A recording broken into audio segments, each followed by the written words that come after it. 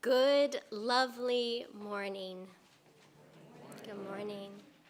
In all of the ways you experience life, in all of the places you are from, and the many ways that you help love come down, you are welcome here. I'm Reverend Brigitta Vieyra, use she, her pronouns, and I am delighted to be this faith community's interim minister.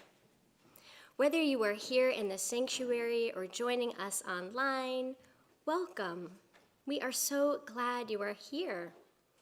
If you want to learn more about us, you can fill out a green visitor card at the newcomers table, or also find it online. We have a membership director named Larry I. Ta-da! Larry is so happy to chat, answer any questions you may have, and all are invited after the service to stay a bit, connect, get some coffee, hang out in the courtyard, and stay on Zoom. The mission of this faith community is to deepen connections by nurturing spiritual growth, practicing justice, and inspiring joy. One of the ways this community lives out its mission is by sharing a few announcements to get some glimpses of what our faith looks like in action. There is a celebration of life for longtime member and beloved artist Anne Bernhardt. This Saturday, October 11th, at 2 p.m. here in the sanctuary, that will also be streamed on YouTube. Looking ahead, we also ask you to save the date for the No Keynes National Day of Mobilization, which our Unitarian Universalist Association is proudly partnering with. In this city, the action will take place downtown on Saturday, October 18th at 11 a.m. You can find this congregation's anti-oppression community with a proud UUSLO banner at the Fremont ticket booth. All are invited to participate however you can, whether it's joining in person, holding space in spirit, or taking other actions for justice. And lastly, we are in the month of October, where we are exploring what it means to cultivate compassion. Today at noon in the sanctuary, we're going to be having a heart-to-heart about what that means. Of course, you can find all these announcements and more in our weekly newsletter and on the bulletin boards in the hallway. So let us begin by warming up this space with compassion, which often begins with something simple, a warm hello. Greet one another.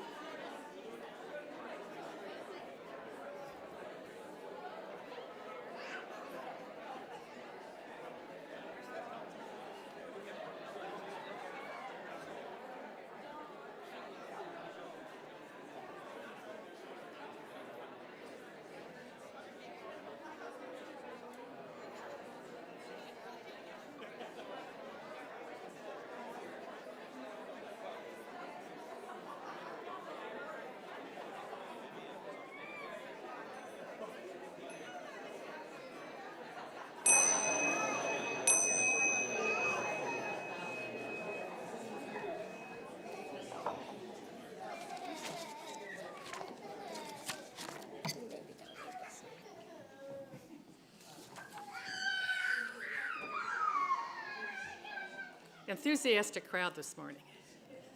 Hi, I'm Mary Glick. I'm your worship associate this morning. I'm pleased to have you here with us. I want to start out by acknowledging and honoring the indigenous communities in our area. UUSLO stands on land that was taken from the Yaktichu Yaktilhini Northern Chumash tribe without consideration, agreement, or compensation. We honor their historical and sacred connections to this land. In the Unitarian Universalist tradition, we light a chalice to enter holy time together.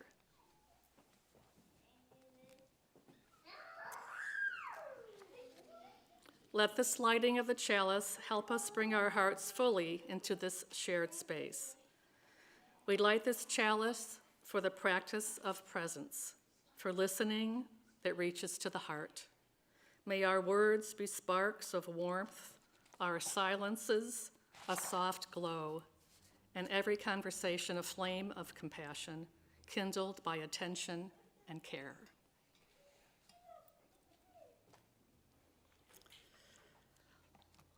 Let's sing our doxology this morning, written by Allison Ritger.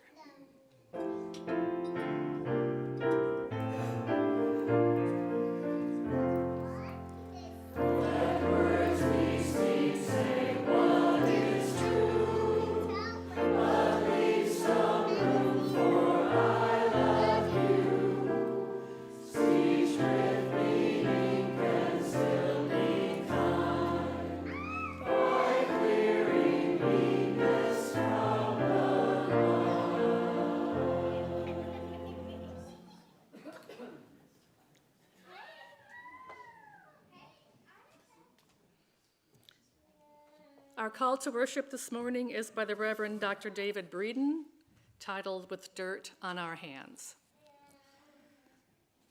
Come into this moment as if stepping into a garden at dawn, quiet, tender, open to what may grow.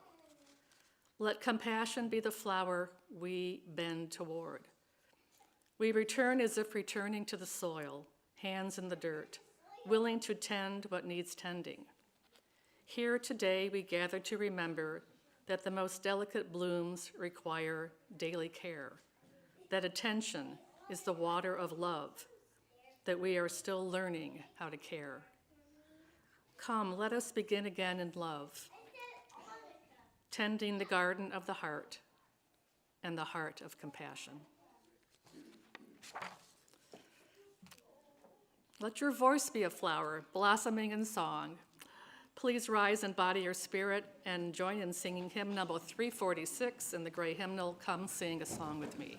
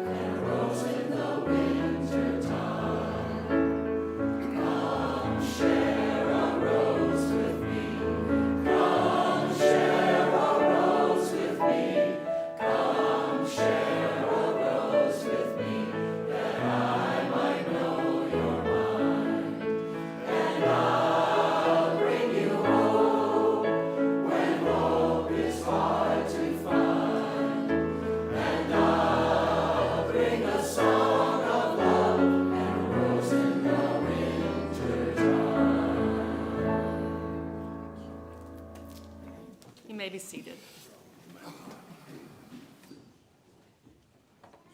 I invite all of the roses of our smallest garden, anyone who is young at heart or young in age, to come up to the sanctuary. Together we're going to do a story for all ages.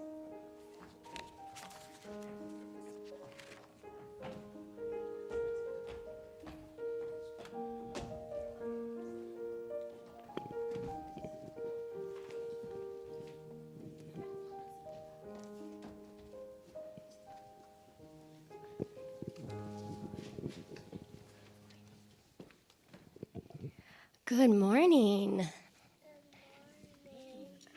You want to say it again? No. Good morning. Today we're going to hear a story about 3 animal friends who learned an important lesson of how to care for one another. While we hear this story, we're going to practice something called compassion. What? What is compassion? Great question. It means paying attention to how someone else feels, trying to understand them, and caring about them. So let us begin. Once upon a time, there was a squirrel named Sam, a mouse named Maya, and a lion named Leo. Do you think Leo would roar? They loved to run around and play tag in the meadow. Can you pretend like you're running? Like they're like. and they loved to run and play like this. One day, unfortunately, Sam the squirrel tripped on a root. Oh no, he fell, thump, down and landed on the soft grass. Sam's friends rushed to him, each with a different idea of how to be kind to their friend who fell down. Leo the lion thought, "Oh, when I get hurt, I want a big hug." So he gave Sam the squirrel a huge lion squeeze. "Show me the biggest hug with your arms." Sometimes feeling hugged can make us feel better. But Maya the mouse thought, when I get hurt, I want someone to start talking to me right away. So she started asking, "Are you okay? Does it hurt? I'll bring you some water." Sometimes talking it out does help to feel better. But Sam the squirrel, he was looking a little squished and a bit overwhelmed.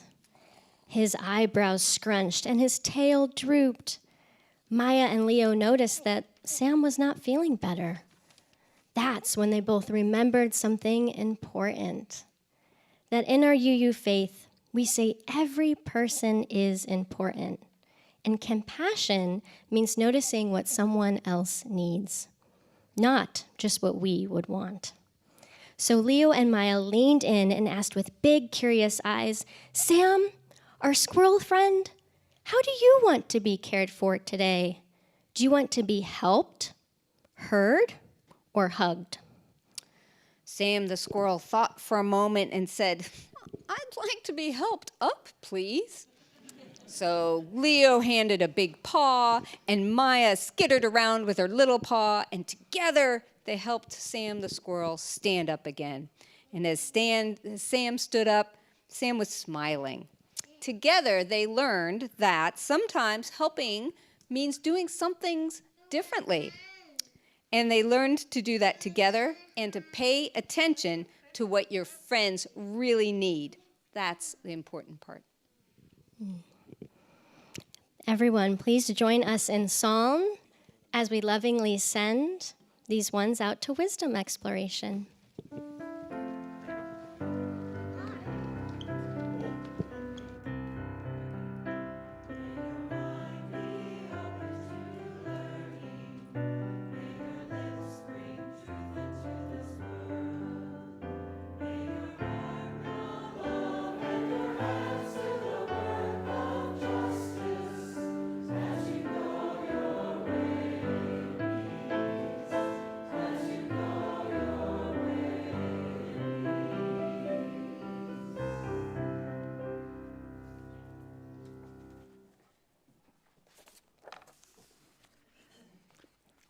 Each week, our offering is a practice of generosity, a way of planting seeds of care in the garden of this self-supporting community.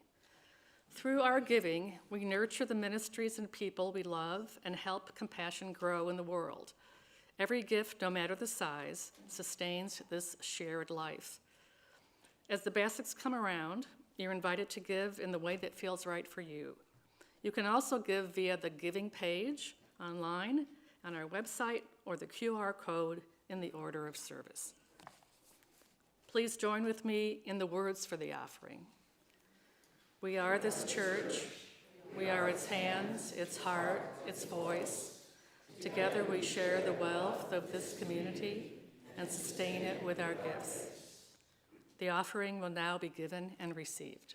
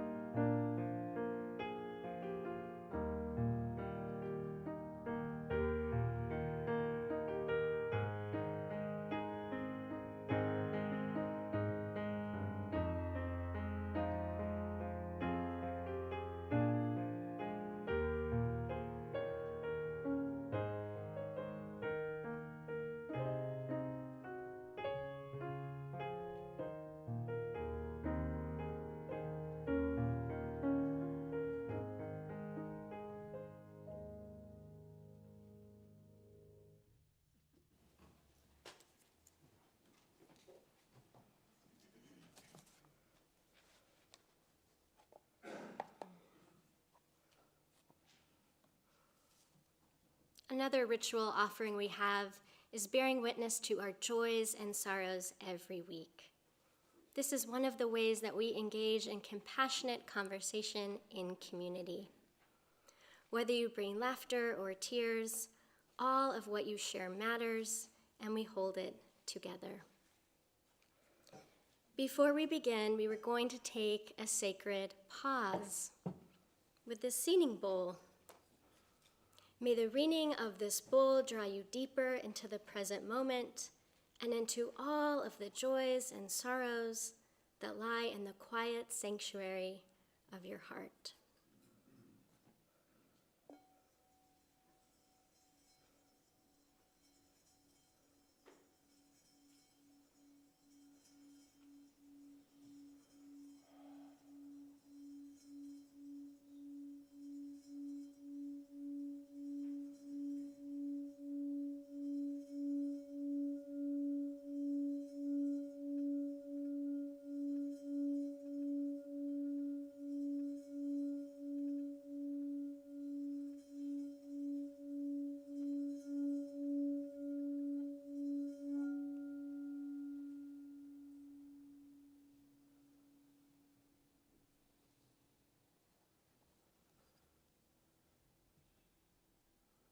From Laura Emerson, we have A Musical Joy. Laura writes, Judy Philbin's versatility, Judy, over there, and talent shone so brightly last Sunday when she announced that the duo musical journey was going to be a solo journey. She also mentioned that her four-piece band was experienced at improvising. We were not disappointed. How lucky are we? Indeed.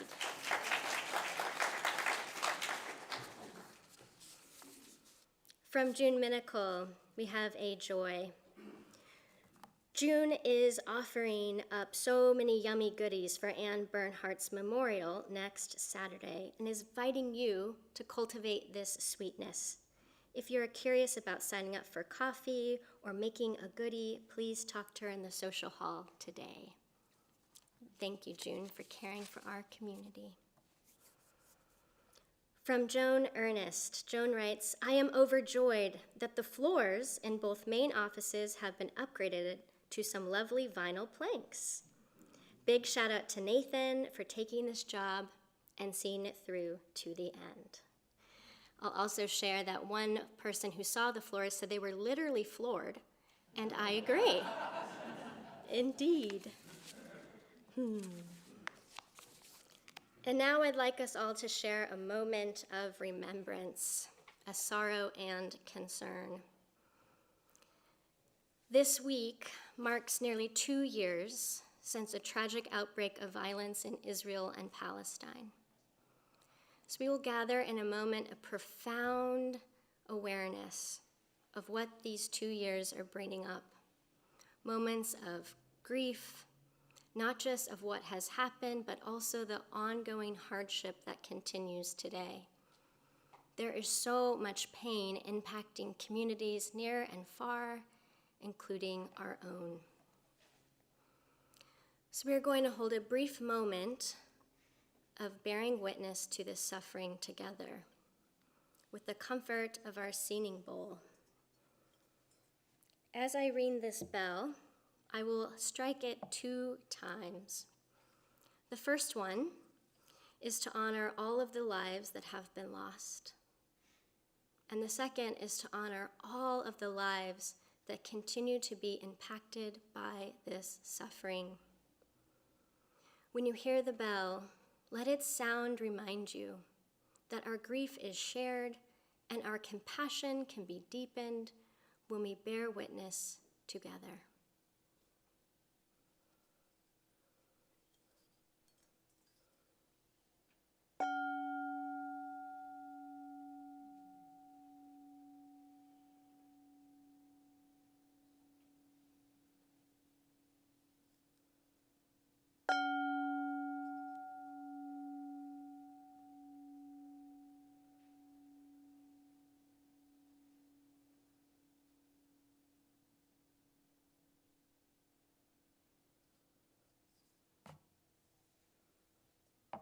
And in response to this compassionate moment of witnessing, I invite you to join me in a simple UU prayer chant.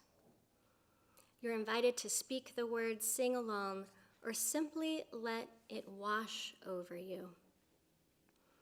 I'm going to teach it to you. I'm going to lead with the first line, with the chant, and then when I raise my hands, I'll ask you to join. For each new line, we will begin with a new verb. We will sing, cry, laugh, and being and loving, all of the things to help us remember that even in sorrow, our compassionate voices can hold us and help us heal.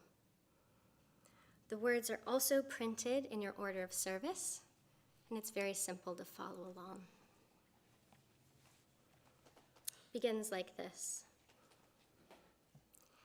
Singing, singing with you, singing with you is my prayer. Singing, singing, singing with you, singing with you is my prayer. Crying, crying, crying with you, crying with you is my prayer. Laughing, laughing, laughing with you, laughing with you is my prayer. Being, being, being with you, being with you is my prayer. Loving, loving, loving with you, loving with you is my prayer. May we be that prayer.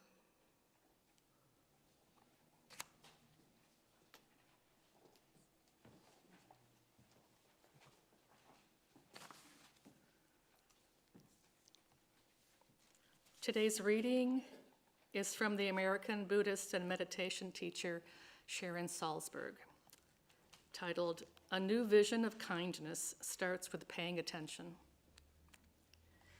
Being nice isn't really the same thing as being kind.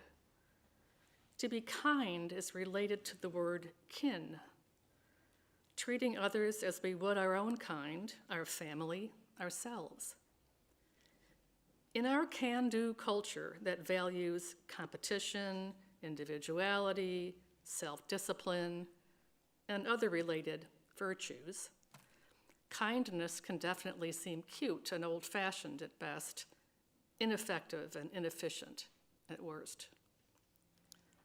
But kindness is what is missing in so many of our lives, in terms of how we treat and are treated by others, and how we treat ourselves. Seeing kindness as profound and powerful helps us differentiate kindness and niceness. When someone looks at us with a concern of kindness, we feel seen. There's a sense of connection that is being mutually recognized, and in that we feel our value as humans. It's time to change the conversation around kindness, and it starts with paying attention.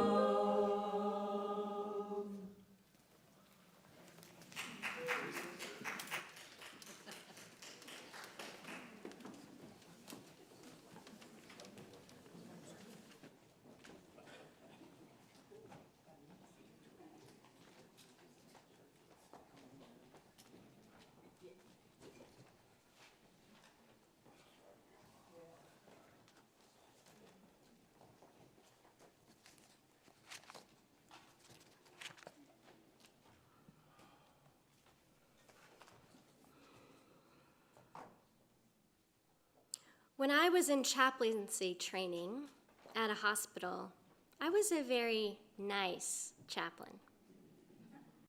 I'd offer to find a nurse, fetch Kleenex, make coffee, walk grieving families to their cars after long days in the ICU. And one time, after fiddling endlessly with these very frustrating blinds, trying to make the room behave, one patient even called me an angel. Early in my training, this niceness surprised even me, because I'm not usually someone who expresses love through acts of service. So I brought this up with my teacher, half proud and half puzzled. I said, "I think the hospital is making me a nicer person." My teacher listened and then mirrored back to me that chaplaincy wasn't about doing, it was about being, a ministry of compassionate presence. My teacher challenged me to explore how compassion isn't just doing nice things for someone when they're in pain, but instead what happens between us when we stay with that pain. And then my teacher gave me a new task, which was to do less tasks. That every time I felt this urge to help, to take a sacred pause, to settle into my body and take a breath, to simply stay present and let that compassionate listening be the care. This task of no task was the hardest task for me. You see, in the hospital, I had no test to run, no medicine to give. There was nothing I could do to make things better for patients, families, or staff. In spiritually accompanying people on what many feel is the worst day of their lives, I became quickly attuned to how useless I felt. As a chaplain, I had no task to perform on people, so I found tasks to perform for people. But when I resisted that and stayed with my own sense of helplessness, when I stopped trying to fix or flee, something sacred began to happen. Love came down. My angelic self floated down, back into my body and on compassionate ground. It was there where I began to notice a pattern. Every time someone else's suffering or pain felt too real, too overwhelming, I'd turn away and float up with tasks, which for me looked like getting busy, being useful, staying so nice with all of my angelic gestures. This was one way I was trying to regain a sense of control in a very uncontrollable space. And it was also a way that I was keeping distant from anyone else's suffering. This noticing was deeply humbling. But it was there in that humbling experience that compassion stopped being an idea and became a shared space. A space where my own helplessness could meet another's, where love could come down and do its deeper work. When we encounter another's suffering, there are so many layers that keep us distant from love. I like the way Rabbi Esther Adler illuminates this. Here are her words, quote, "There is a hierarchy of responses when we encounter suffering. Pity says, 'I see your pain.' Sympathy says, 'I understand your pain.' Empathy says, 'I feel your pain.' Compassion says, 'I am with you in your pain and I will help.'" Unquote.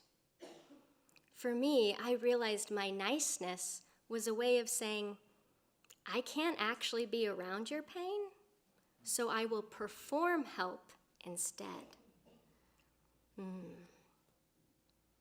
The English word for compassion stems from Greek and Latin roots, which mean to suffer together. And this understanding brings more into focus all of the ways in which our suffering is interconnected. When we suffer with others, our shared vulnerability can connect us so deeply that we no longer feel alone in our pain. Even more, the Hebrew and Arabic words of the word, compassion, help give it not just focus, but also more form. Because its Hebrew and Arabic roots of the word stem from the word womb, W-O-M-B, womb. When we cultivate compassion, we are not only suffering together and feeling less alone in our pain, we are also actively contributing to all of the conditions we need to bring forth new life, be it healing, be it hope, be it love, all of these things from a shared holy encounter. I like to braid these word lineages together to help us remember that compassion is not just a feeling or a core human trait hardwired into us, that compassion is also a choice to act if we are to birth something new.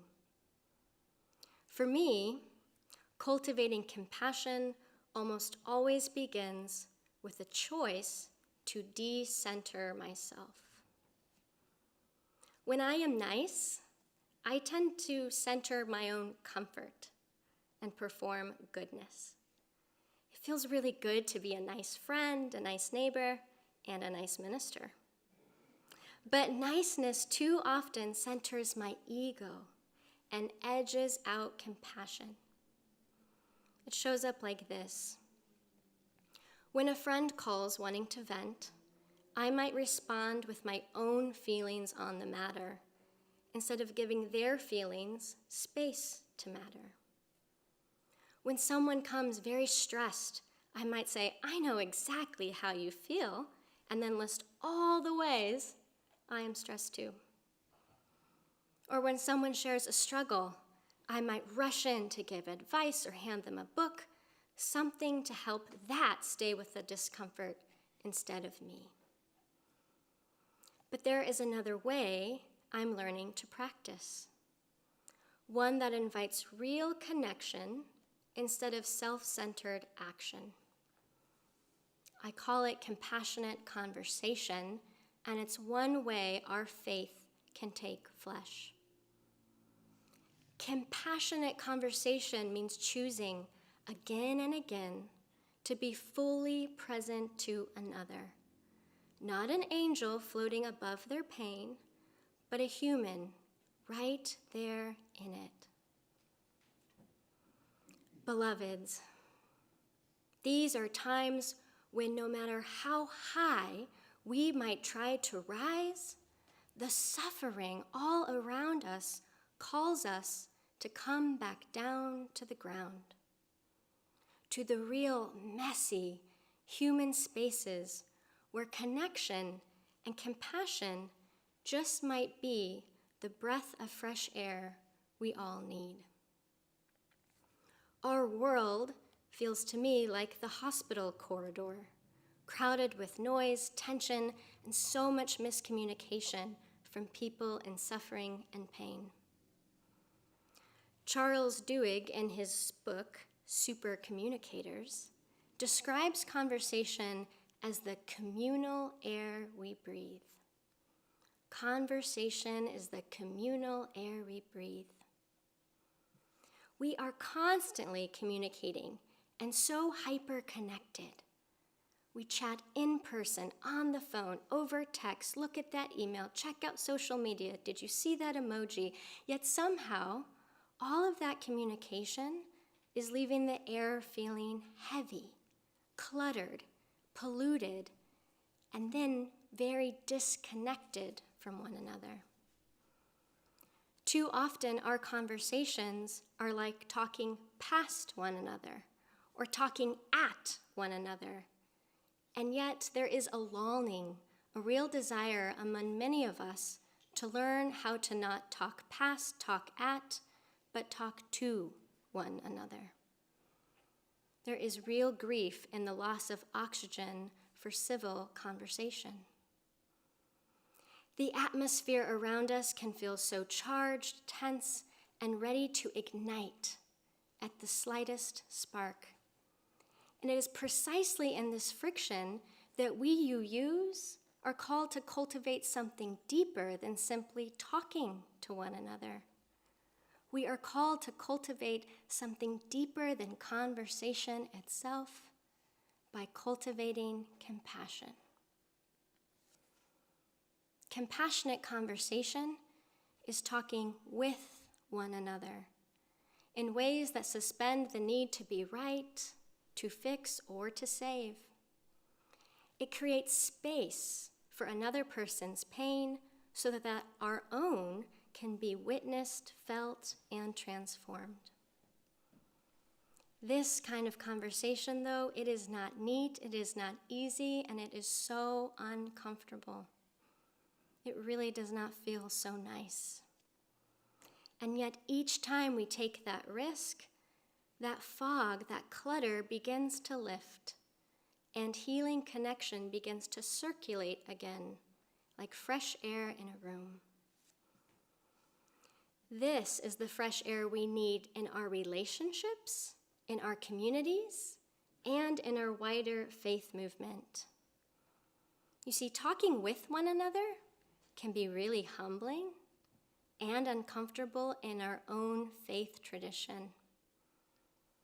Perhaps this is because it asks us to move down from our cerebral, sentimental, or self-righteous distance and allow the suffering of others and our own to disrupt our comfort. When we move beyond our liberal religion's familiar comfort of what some call performative goodness, or what I noticed as my chaplain niceness, we can begin to grow our collective capacity for compassion. Listening to whose pain is often overlooked, minimized, or dismissed can teach us more about compassion than nice acts of service. When we turn toward the pain of injustice, toward inclusion, to voices too often ignored, compassionate conversation invites us to meet those affected most by oppression and suffering, to meet them not from above, but from beside.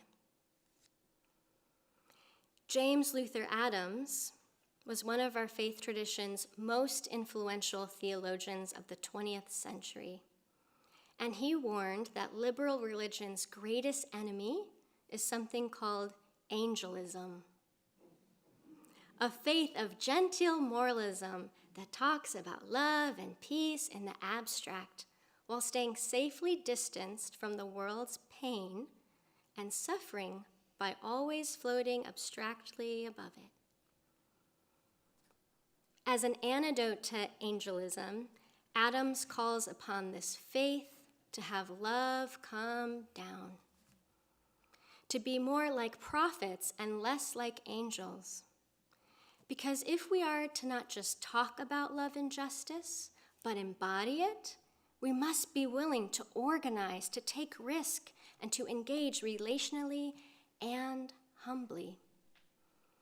Without rooting our moral ambitions in real-world struggle, we cannot birth love and liberation into our healing, into our hurting world. So cultivating compassion as a prophet, not as an angel, requires us to find ways to talk with one another, to be present to our ideals, but also to be very personally acquainted with another's experience, be it strength or struggle, triumph or tragedy, all of that so we can be mutually transformed. So how do we get personally acquainted to cultivate compassion? It turns out it starts not with speaking, but with listening, with paying attention. In Super Communicators, Duhigg's research found that most miscommunication happens because we are having the wrong kind of conversations. People in our lives that are super communicators do something very specific at the beginning of conversations. They begin by paying attention, by noticing what kind of conversation is actually happening. This attunement is so very important because different needs require different types of conversation. So to talk with one another, we first are called to make a compassionate choice, to decenter ourselves and match the other person, matching them emotionally, psychologically, and spiritually. This doesn't mean mimicking them superficially. It means tuning in deeper and finding some resonance or alignment. If someone is excited, matching that energy can build rapport. If someone is hesitant, slowing down can create some safety. It's this kind of attunement that we need so our conversations can match. And when that matching happens, our words and presence is not just heard, but deeply felt. There is one way to do this, very simple. It's by asking out loud or reflecting inwardly in a conversation. It's reflecting, does this person want to be helped, heard, or hugged? Sometimes, when we're suffering and in pain, people rush right in to fix, to offer advice, to soothe, and sometimes that's exactly what we need. But other times what we need is to simply to be heard without solutions. And other times we need a moment of connection, of comfort, a sense of being held. The way that we can begin to match with these conversations is asking, do you want to be helped, heard, or hugged? Do they want to be helped, heard, or hugged? This is how we have a compassionate way of saying, I am here for you, and I am willing to meet you where you are. This is a very small choice, and it's also a significant one to help us be less like angels and more like prophets, ones that make space for compassionate conversation. And maybe, just maybe, it will help us humans be more willing to breathe the same air together.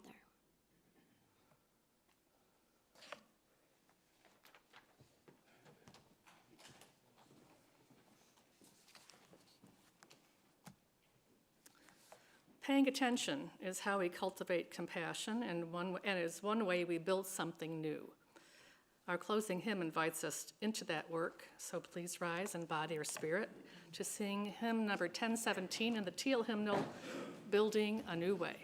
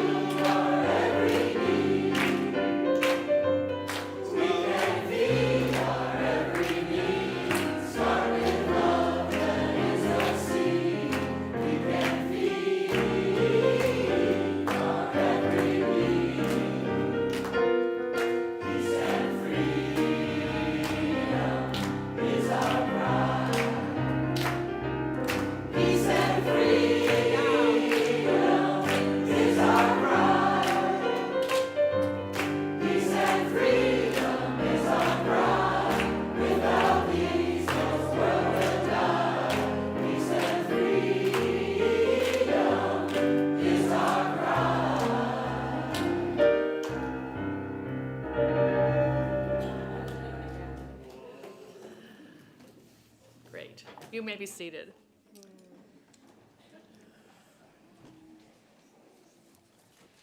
Please join me in these words as we extinguish the chalice. We extinguish this flame, but not the light of truth, the warmth of community, or the fire of commitment. These we carry in our hearts until we are together again. Let us go forth, tuning into compassionate conversation, being willing to ask and communicate all of the ways in which we want to be helped, heard, and held. Go in love, go in peace.